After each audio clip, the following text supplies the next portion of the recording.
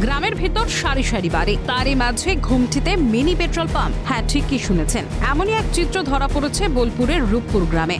দোকানের ভিতরে রাখা পেট্রোল ডিজেল ভরার একটি মেশিন, আর দোকানের পিছনে একটি প্লাস্টিকের ট্যাঙ্কে মজুত রয়েছে পেট্রোল ডিজেল। তা থেকেই ক্রেতাদের তেল সাপ্লাই দেওয়া হয়।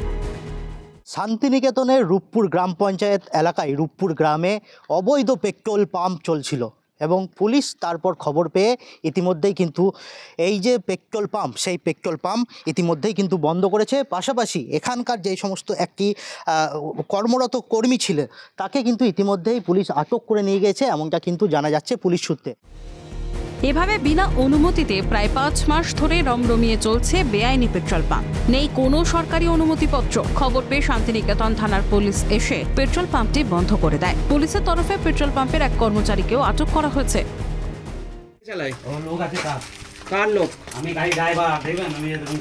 আপনি তো তেল দিচ্ছিলেন এখনই? আপনি তো তেল দিচ্ছিলেন প্রায় 5 মাস ধরে। এখানে আপনারা তেল ভরতেন? হ্যাঁ, ভরতাম। পয়সা কি বেশি লাগতো? না না, একই একই, মানে পেট্রোল পাম্পে যা দাম পেট্রোলের সেই দাম, সেই হিসাবে দাম এখানে। হ্যাঁ, পুলিশ এসেছিল, নিয়ে তারপর ধরে নিয়ে গেল, ডেট করলো। আচ্ছা, আজকে খোলা ছিল পেট্রোল আজকে খোলা ছিল, তারপর পুলিশ এসে বন্ধ করলো। হামেশা ভরতাম। যদিও এ বিষয়ে কিছুই জানতেন না দাবি রূপপুর গ্রাম পঞ্চায়েত প্রধানের। বেআইনিভাবে যদি পেট্রোল পাম্প চলছিল তাহলে সেটা সত্যি অপরাধ। যদি আইন প্রশাসনিক সেটা দিকটা দেখবে, যদি বেআইনি হয় প্রশাসনিকভাবে সেটা ব্যবস্থা নেওয়া হবে। কোনো পারমিশন নেওয়া হয়নি, আমি বিষয়টা একটু বলতে পারছি না। মানে আপনারা জানতেনই না? না, বিষয়টাই জানতেন না।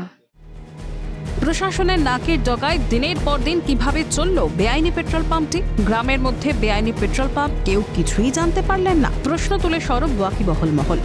অমরনাথ দত্তের রিপোর্ট, ক্যালকাটা নিউজ।